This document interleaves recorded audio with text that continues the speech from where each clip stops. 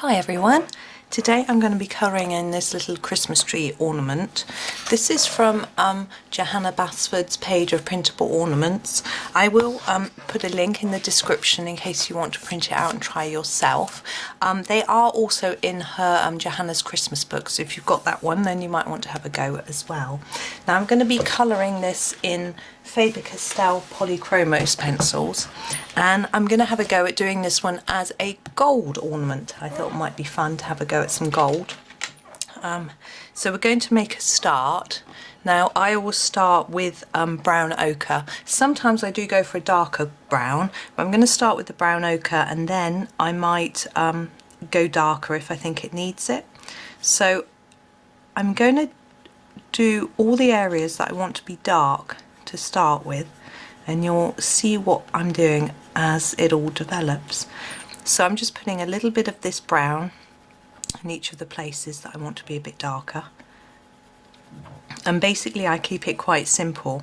Now if you look at a proper gold thing, you will find that it doesn't just have dark in the sort of joiny areas, which is what I'm doing. It can have them sort of randomly, say here in the middle or whatever, but I just try and keep it a little bit simpler. It's easier for me, I find it more fun.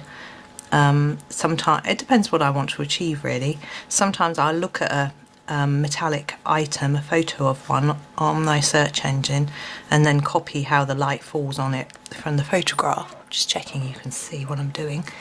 But this time I don't, this is quite a sort of specific shape, so I'm just doing it in my way.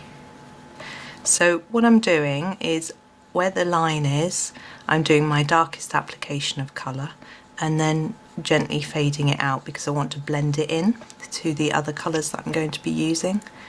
And I do the same here. And it's just the same technique all the way through. So it's quite, once you've mastered it, it's quite simple. Now I want the colours to blend together, so I'm trying to make sure that I've got less colour as I move out from that part where I want it the darkest, rather than, I don't want it to look stripy. It's quite, it's a technique that you just have to practice, I think.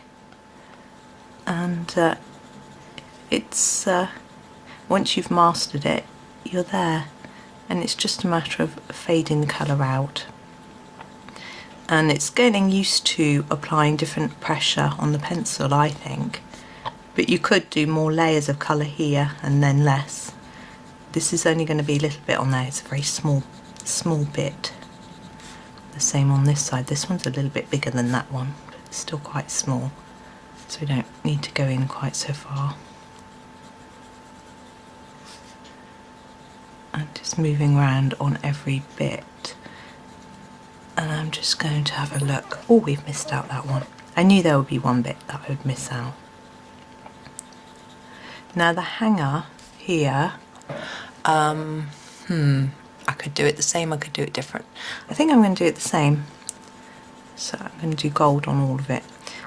I find if you do something all the same colour as well, it makes it a bit quicker. You're not having to think about what colour to do it, which can take time. Choosing colours can take time. My next colour is the gold green. Don't know if you can see that very well.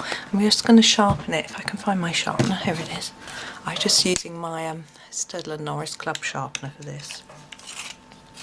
I'm not going mega sharp, I just want to make sure that I can get into the spaces. And basically I'm going to go over the top of what I did before and then just take the colour out and fade it like I did before.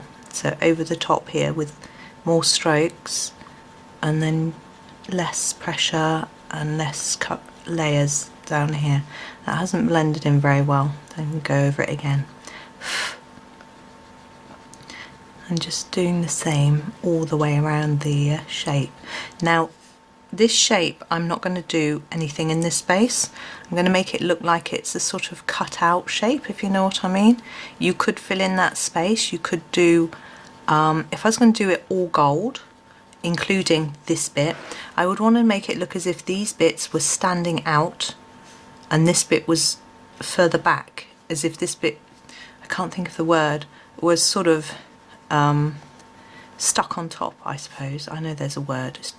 Anyway, so I would want to do some shadowing under here, so I'd do all this bit a bit darker than the rest of the star, but I think that's getting a little bit complex. I just wanted to keep it simple both for me and you, and I just wanted to show you how I would do the gold, because I've fairly recently, trying to think about when this video is going to be going out, put a picture that I'd done of a gold bird from Johanna's Christmas, and a lot of people were interested in the gold, like the gold, so I thought I would do another gold thing. It's nice Christmassy as well, isn't it? I think we all like a bit of gold or metallics at Christmas. Lots of shine and sparkle.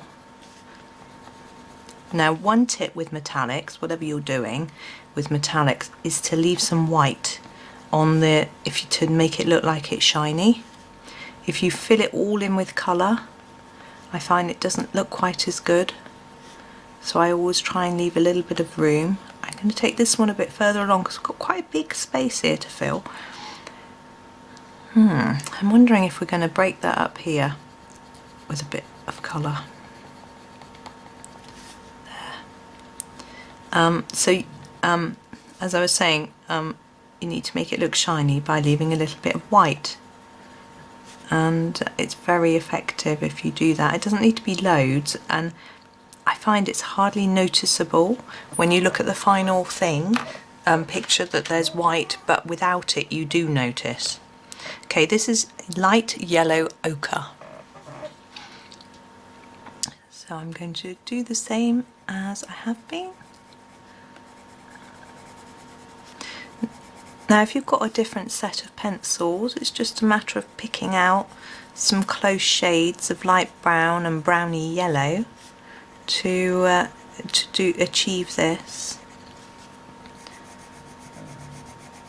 There are, if you've got a more limited range of colours, that makes it a little trickier, I find, because I find blending colours like we're doing here is much easier if they're quite similar in colour.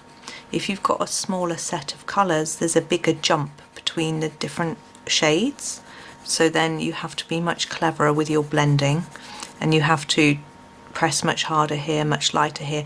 The technique has to be more tuned, I suppose, whereas having more colours does make it easier.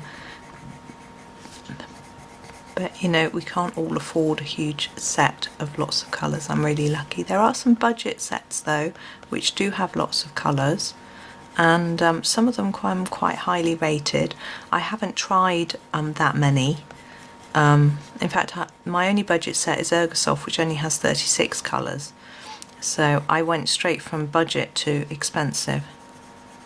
So I was very lucky that I could afford to do that, but I realise not everybody can. Which is why I do a fair few pictures using Ergosoft, so that people who have got a lower budget pencil can see that you can still achieve lovely things. Now, have I done everywhere? You're probably shouting at me where I've missed, but I think I'm done.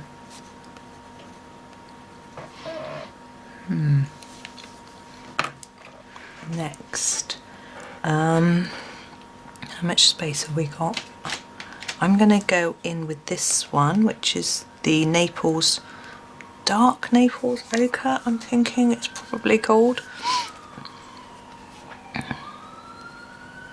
And I'm gonna, you notice I'm still going back over what's there this time, and I'm not taking the colour out so far with this where we've got a little space. I'm really using this for this large space here, but I'm just going to put a bit in all of it, but just a little bit, because I've got two other colours, so we need some space for those, particularly on these little bits here. But I can always miss out one of the other colours here, so that I make sure I've got some white, you see.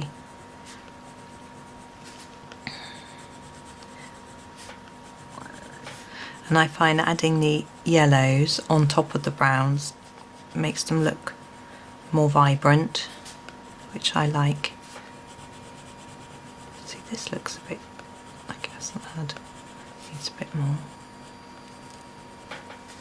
And now we'll go into the middle.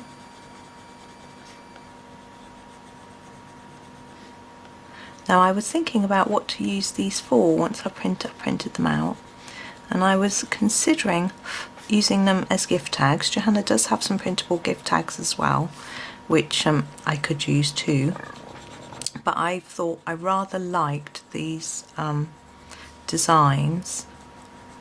But this one, because I've left the back white, then I might have to put a background over it, or I might just leave it white. I just don't know. I haven't really thought about it. I'm going there, but I've done there. I need to go here. So I haven't quite thought about, I mean, they are ornaments. Obviously they're designed to hang on a Christmas tree, but my Christmas tree is always dripping with ornaments. There's so many that I probably haven't got room for any more. Now this is the Naples Yellow.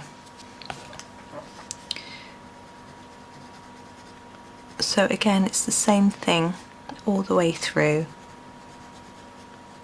Just slowly extending. I'm not going to do that one or this one.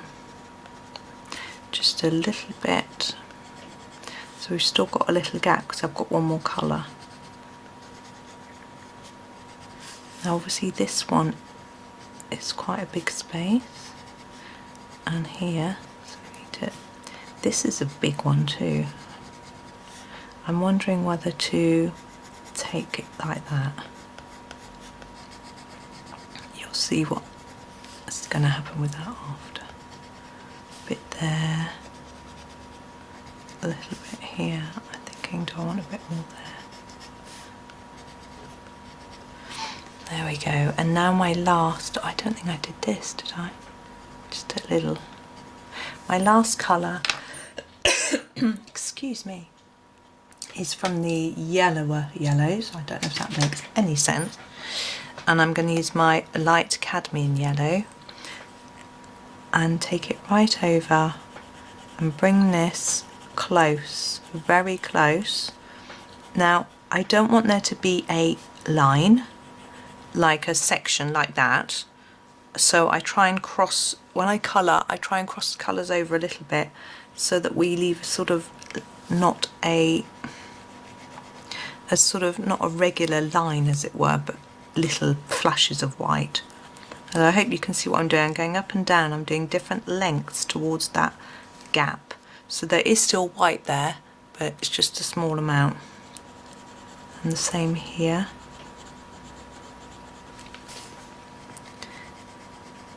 And here.